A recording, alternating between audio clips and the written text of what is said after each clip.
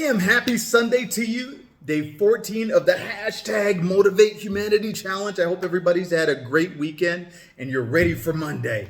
Hey, Vasiliki, my wife, had a great idea for today's topic. It's your kids. For you parents out there, I know that if you have kids, you want the absolute best for them and you just want to give them everything.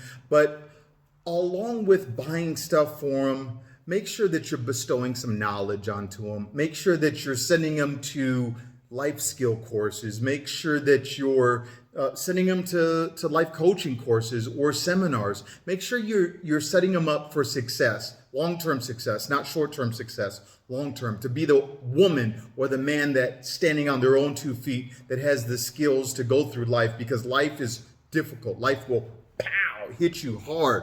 You want them to be able to survive and have the tenacity, okay? So do that for your kids. Peace.